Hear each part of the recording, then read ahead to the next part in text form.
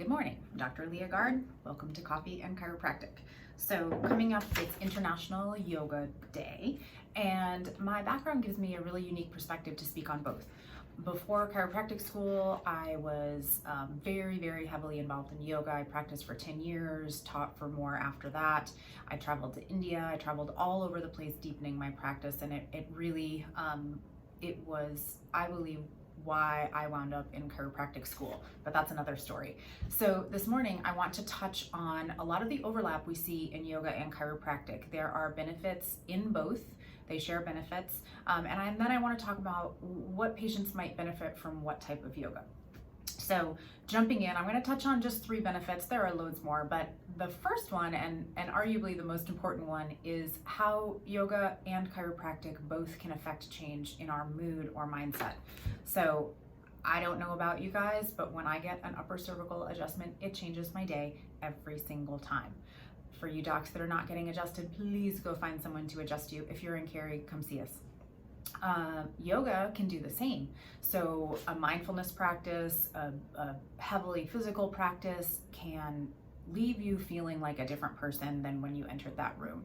If you practice a Bikram yoga or a hot yoga, that just drenching sweat, 105 degrees, 50% humidity, you leave a different person than you went in, and you always feel better. Adjustments just don't take nearly as long or as much effort.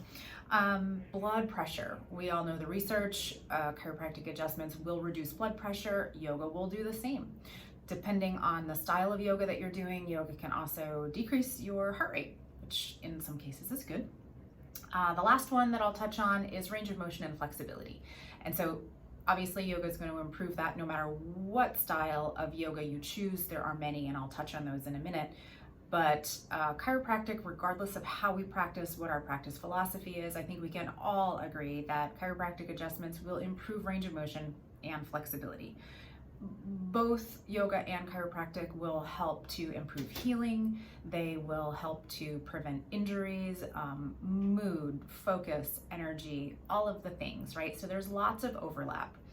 We recommend lots of things to our patients outside the adjustment nutritionally and from an exercise perspective, and yoga is one of them.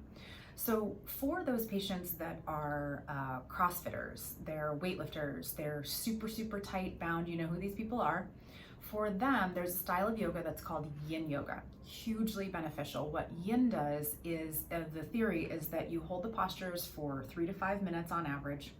These are not complex postures. They're very simple, but it's the long hold and the timing of these postures that can actually affect the fascia and get the muscles to elongate, get all of the soft tissue to elongate, and actually improve range of motion in the patients. Another type that we recommend is called Bikram. And again, this is hot room, so 105 degrees, 50% humidity. The benefit of a Bikram practice is that the student is holding the postures, the same 26 postures, right? Every single class, exactly the same series. So the benefit there is that you can see your progress, you can see your struggle points. They're not advanced postures. What makes this practice challenging from a physical and mental perspective is the hot room, right? So depending on the patient, the heat may not be advisable. Take that as it comes. Another style that can be hugely beneficial is called Iengar, and the Iengar practice is heavily focused on alignment.